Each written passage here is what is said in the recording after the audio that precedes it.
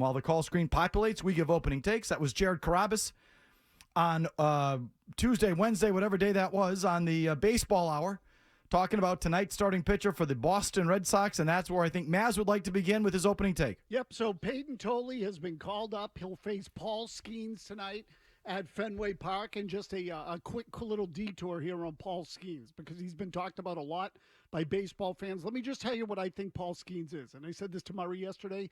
Paul Skeens is the Josh Allen of Major League Baseball. That's what he is. And I think there are lots of comparisons. Even, I don't want to say they look alike, but they have a similar sort of silhouette, similar size, mustache, celebrity girlfriend, like the whole thing. They are, to me, and this guy is as dynamic a performer as Josh Allen is in the NFL. And Payton Tolle gets to face him in his first major league game. I think people need to understand how rare this is for the Red Sox. I am trying to find out, unsuccessfully, I might add, the last time the Red Sox brought a guy to the big leagues as a starting pitcher to, and not just as a, sort of emergency type situation. I mean, I think this is them giving him the chance to win the spot in the rotation. I can't think of the last time this happened. Mike, you might have to go back to Roger Clemens to find a guy that made fewer than 20 starts in the minor leagues and got to the big leagues as quickly as Payton Tolle. Do you remember Clemens' first start? I don't, but I was looking it up, and Milliken just did it for me because I said, I remember Clemens got here fast. And I think it was like 18 starts in the minor leagues for Clemens before he got here. The only other guy I can think of, and I looked up a bunch of others, there was a guy back in 2004 named Abe Alvarez who came up from the minor leagues and pitched for the Red Sox, but it was because they had a doubleheader. They needed a starter. His turn had fallen. They brought him up. I think he had less than Clemens. He was a warm body, and it was an emergency. Exactly, basically. right, but they sent him right back to the minor leagues, Murray, and honestly, we never heard from him again. So you mean AI doesn't have this? Not that I could see. And interesting. So I just think that this is so rare, and I commend the Red Sox for it. This kid feels like an outlier. And so I'm eager to see him pitch. It's a good matchup. It's a good opportunity to watch the ball game, even if you don't watch it for Skeens alone. But now you have two reasons, and I'll just say one more thing. Mass Live had a photo of Payton Tolle today that makes him look like he ate David Wells.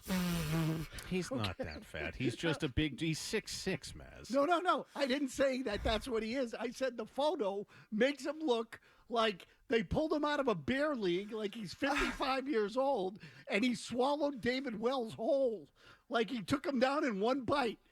So I'm eager to see what this kid looks like. The other pictures of him don't make him look like that. But this is one of those that the Red Sox are clearly in a spot where they think they can catch the division. They think they're going to be in the playoffs, and it's an aggressive move for them to make a move like this late in the year. Go ahead, Murray. 9 days away from the Patriots season opener, and some ominous reporting on the gimpy hamstring today of one Christian Gonzalez, courtesy of Jeff Howe of The Athletic. This is the quote from his story. As for the standout cornerback Christian Gonzalez, his hamstring injury has been complicated, and it has been difficult to establish a date for his return. Complicated. Complicated. When the Patriots get back to practice on Monday, it will be exactly 5 weeks to the day from when Gonzalez left practice with that injury July 28th. In that span of time, 5 weeks, we've had Jordan Schultz tweeting that the injury would not impact his week one availability. We had Mike Vrabel earlier this week speaking in some Vrabelese, saying, quote, in my own personal experience, you can only ride the bike so long or do the stair climb or something. You actually have to come out here, put pads on, run, and get into football conditioning. Remember, we talked about that earlier in the week, and I know you found that quote kind of curious, Mike. You even have former center, and I wish he was still on the team, David Andrews, tweeting around 11 o'clock this morning, when do we start to worry about Christian Gonzalez for week one? Hamstrings can be tough. You definitely want him healthy because you don't want him to be out there for 2 weeks, then down another 6, but it's a little concerning. Yeah, you think it's concerning? This is their best player on either side of the ball, and frankly, as of right now, I don't think anyone else is even close.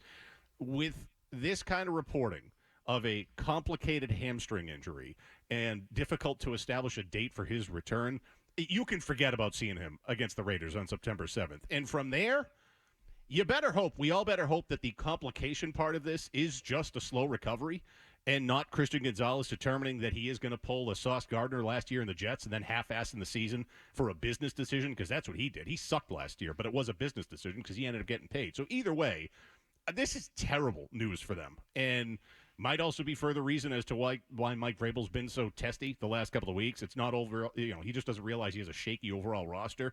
It's his best players not going to be available for kickoff. Okay, we've got Tolle tonight. Tolle tonight.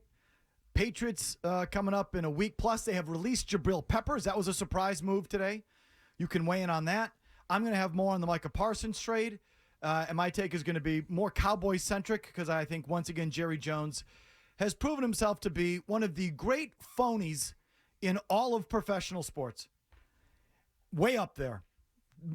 Maybe Mount Rushmore of phonies in pro sports. The bullcrap he was spinning last night in trying to justify this trade was, even by his standards, a little much.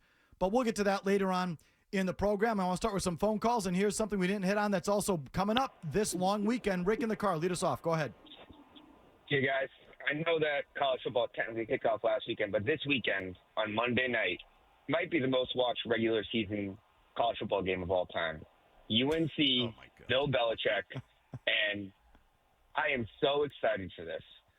And there's two things can happen.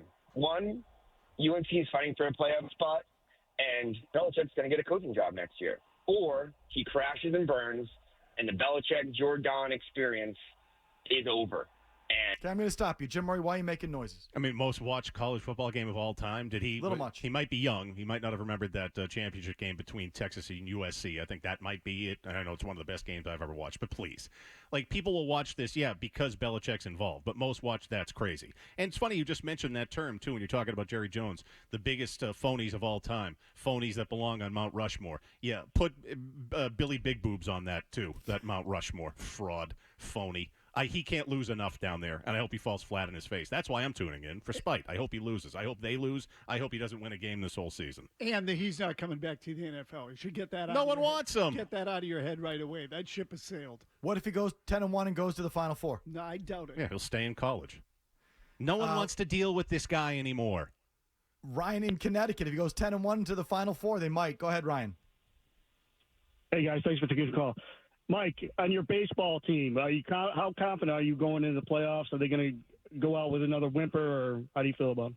We're going to win the World Series this year, but not for the reason I said. Mizorowski's not going to be – I was wrong about Mizorowski. I'm not sure he's ready. If I were them, I'd use him out of the bullpen, but you don't need any more Brewer talk. They're winning the World Series. Is that it? I got more in the Packers, too, if you want it. He hung up. By the way, talk about lines intersecting. Red Sox fans should be on your side this weekend. The Brewers are in Toronto. So you need the Brewers this week, Bostonians. Whether you like it or not, you are sided with Felger. And we are not in a good place. Our closer shut down. I don't think Jackson Churrio's coming back yet. It's soon, but I don't think he's back yet. Peralta's pitching tonight, though. That's our, not our ace. Woodruff is probably our ace, but Peralta's leads the majors and wins. But we're kind of listing. We're getting all banged up, and we're in this stretch playing 19 games in 18 days or something. So we're not in the best place, but we're winning the World Series this year. This is the year. Dalton and Dedham. Go ahead, Dalton. Hey, guys. How we doing? Just a quick thing on Tolle. Guys, I think this is like the most exciting the Red Sox had a prospect coming up pitching in about 10 years. You can talk about Buckholz, you can talk about Lester, but this kid, he fits all the boxes. I mean, he pumps a fastball in there about 99. People are comparing his changeup to Johan Santana in his early days, and that's saying something. But I'm telling you right now, this is the matchup of the year. Him and Schemes, and I can't wait to see it. And I'll be eating my popcorn tonight, boys, for sure. Okay, babe. Why Mazz is making now? Mazz is making noises. Why? Yeah. So look, let's the change up to Johan Santana. Keep it in your pants. Okay. The thing with Tolle right now is he's primarily just a fastball guy. He has some secondary stuff that he is quote unquote working on, but is not consistent enough. What makes him unique is his size and the fact that he releases the fastball so close to the plate. He's got, they say great extension. So as a result, the gun readings on his fastball are going to be in the mid-90s, but he lets it go like 7 feet from the actual rubber or something like that. Very much like Mizorowski. And Mizorowski faced Skeens a month ago, banged out a huge day. And so I know the feeling. I would say this, though. Skeens had been Mizorowski had been in the majors for a month or so when he faced him. Is this in any way a mistake? Sure, you could absolutely look at it as that. Yes, and I say I commend the Red Sox because I recognize this thing could explode in a ball of fire. But I think he's their best option right now, and try to catch lightning in a bottle. And this, by the way, is going to be a little bit of a referendum, if not a big one, on Breslow, Mike. They didn't get any pitching help at the deadline in terms of starters. They were raving about their depth early in the year, and it ran out on them, and now they have to turn to this kid. This is not something they would normally do, not in a million years. Jordan Dorchester on the Jabrill Peppers release. Go ahead, Jordan. Hey, guys. So a couple months ago, you saw 4 big-name safeties in free agency go to other teams. Javon Holland, Cameron Bynum, Hufanga, Justin Reed, all in their mid to late 20s. The Patriots knew Duggar and Peppers were not scheme fits, and they didn't go after a safety in the free agent market when they really could have upgraded the position. And now they have Duggar, who's injured and not a fit, Pettis, who's special teams, Woodson, who's a rookie, and Hawkins is a career backup. Another mismanagement of free agency by this front office. So this is a move, Mazz, that is a little frustrating. Do you think Jabrill Peppers is not one of their best 53 players? Oh, no, he's definitely one of their best 53. He's one of their best 25 players. Yeah. Yeah, but what I think we know now for sure is that Duggar or Peppers was gone. And we said this. A lot of people said this, not just us. They're both strong safeties. Neither one of those guys is a free safety. So they had 2 strong safeties back there. They went for the guy with the bigger contract and tried to get rid of him, and that didn't work. So now they took the guy with the lesser contract and cut him. They were cutting a strong safety either way. Is this just money? I mean, okay, I think so. They aren't system fits, fine, but look at the last 15 players on your roster. It's a joke that Jabrill Peppers is not, is in that group. So why is he? Because they weren't going to pay both Duggars and Peppers? I know Peppers the reporting is that it was 4.3 in guaranteed money left, which the Pats are on the hook for. He was guaranteed 2.5 on his base salary. I don't know where the other 1.8 is coming from. Maybe there's a deferred roster bonus or something that was guaranteed, deferred signing bonus that was guaranteed. Be that as it may, they're saving a couple bucks on him.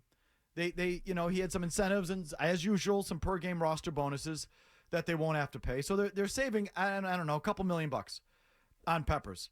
Is that why he's not here? I don't know. They don't have enough talent on the roster to be cutting good players is the bottom line. Exactly. So he doesn't fit your system, but okay, who are you putting in there? And don't you think, Mazz, that Peppers was also a more effective player than Duggar at the end here, at least, last year, the last couple? Yes. I mean, and again, I would say in the run game, I don't. He was a tone setter. He was big time. Yeah, big time. But I don't remember much in the passing game. Maybe I'm wrong with that. Like, again, he's a guy that hits. He's a guy that is physical and, as you said, a tone setter. But I never looked at him as a pass game player.